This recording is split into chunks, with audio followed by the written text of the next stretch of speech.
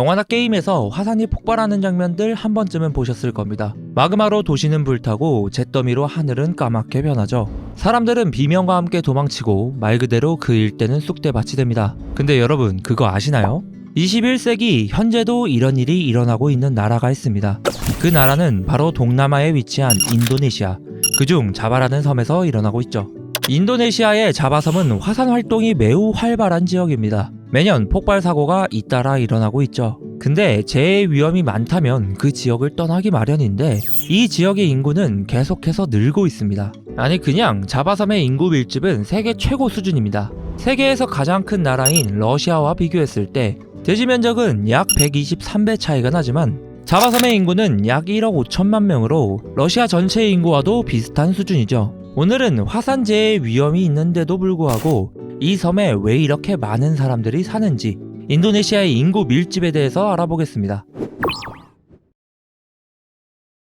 일단 인도네시아의 지리를 먼저 알아보도록 하겠습니다. 인도네시아는 일본과 같이 섬으로 이루어진 나라인데요. 크게 5개의 섬으로 나누어 볼 수 있습니다. 그중 남부 중앙에 위치한 자바섬의 크기는 우리나라 약 1.4배 정도 크기로 인도네시아의 5개 섬 중 가장 작습니다. 하지만 놀라운 건 바로 자바섬의 인구겠죠. 자바섬은 4개의 섬의 인구를 합친 것보다 많은 인구를 가지고 있죠. 그래서 인도네시아의 인구 밀집도를 보더라도 자바섬이 압도적이란 걸 알 수 있습니다. 근데 특이한 점이 하나 있습니다. 자바섬은 화산 활동이 굉장히 많은 지역 중 하나입니다. 인도네시아에 발견된 활화산은 총 74개, 그중 절반 이상인 45개의 활화산이 바로 이 자바섬에 있죠. 위력 또한 역사적으로 아주 치명적이면서도 파괴적입니다. 일단 1815년에 일어난 탐보라 화산은 역사적으로 가장 강력한 화산 폭발로 알려져 있죠. 폭발과 동시에 인근에 있는 약 9만 명의 시민들이 모두 사망했으니까요. 탐보라 화산의 폭발 에너지는 일본 히로시마에 터뜨린 핵폭탄 17만 개를 한 번에 터뜨리는 것과 같다고 하며 그 폭발이 얼마나 강력했는지 해발고도 4,300m였던 탐보라 산은 폭발 이후 윗부분의 산체가 통째로 날아가 해발고도가 2,800m로 줄었다고 하죠. 화산 폭발의 위협은 아직 끝이 아닙니다. 폭발로 높게 떠오른 화산재는 성층권을 뒤덮게 되는데 이로 인해 지구로 들어오는 대부분의 태양빛은 차단됩니다. 그래서 지구의 온도 1.1도가 낮아지고 그 다음 해인 1816년은 여름이 없는 해라고 불리며 6월에 눈보라가 치고 7, 8월에는 강이 얼어붙었다고 하죠. 그래서 당시 조선시대 때 극심한 흉작이 있었다는 기록도 있죠. 재해는 이뿐만이 아닙니다. 1883년에는 크라카타우 화산 폭발이 일어나 지진과 폭발이 인근 지역을 파괴했고 이후 쓰나미로 인해 약 3만 6천 명이 사망했습니다. 근데 그건 옛날에 일어난 일 아니냐고요? 네, 그거 지금도 일어나고 있습니다.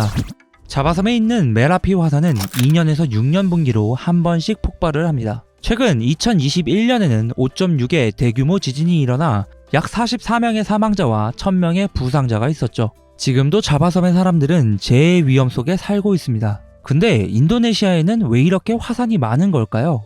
인도네시아는 인도 호주 지각판이 순다판 밑으로 들어가는 판의 경계에 위치해 있습니다. 밑으로 들어가면서 지진이 일어나고 그중 마그마가 있다면 압력으로 위로 올라오면서 화산이 폭발하게 되죠.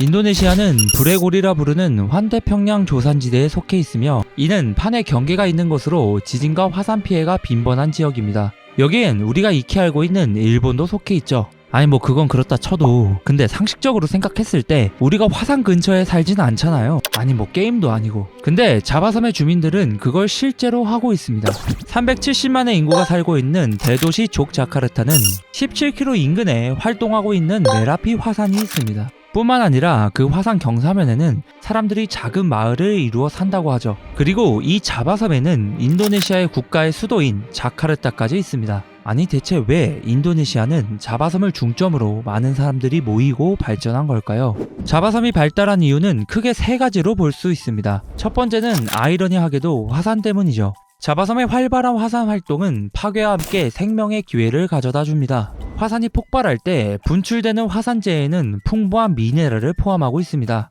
화산재가 토양에 떨어지게 되면 무기질의 함량이 높아지면서 땅이 굉장히 비옥해지죠. 이는 산의 나무와 풀에 불을 지펴 척박한 땅을 개척했던 화전농업과도 같은 원리입니다. 이와 비슷한 현상은 역사적으로 4대 문명에서도 볼 수 있습니다. 대규모의 강에서 비롯된 4대 문명은 주기적으로 강이 범람했고 그로 인해 영향분을 받은 토양은 비옥해져 엄청난 농업 생산량을 가져왔죠. 자바섬의 주기적인 화산 폭발은 4대 문명의 범람원과 같은 기능을 합니다. 쉽게 말하면 주기적으로 땅에 천연 비료를 주는 거죠. 이는 19세기 화학 비료가 나오기 전까지 엄청난 이점이었을 겁니다.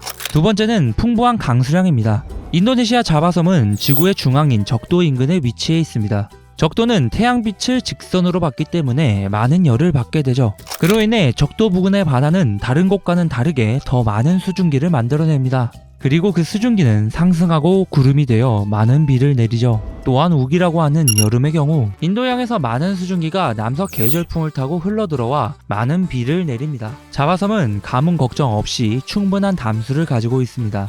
마지막 세 번째는 따뜻한 기후입니다.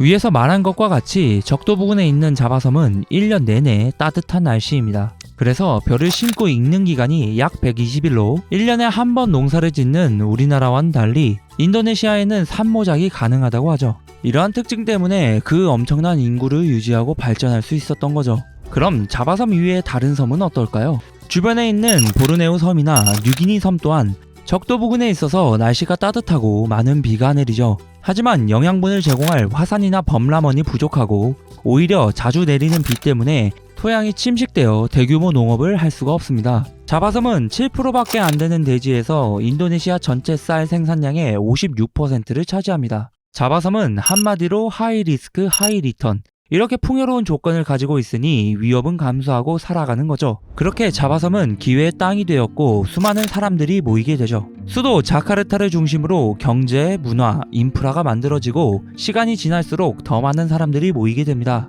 수도권으로 사람들이 몰리는 것과 같은 현상인 거죠.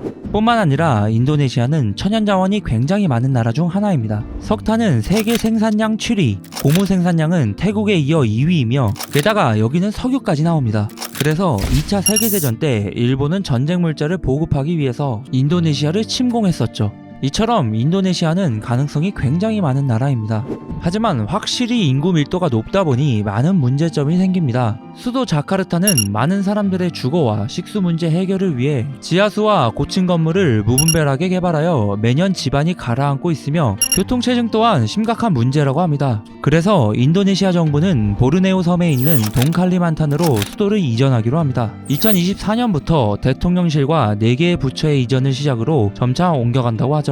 인구 밀집으로 인한 문제가 전 세계적으로 있는 만큼 인도네시아의 선택이 좋은 사례로 남을지 시간이 그것을 증명하겠죠.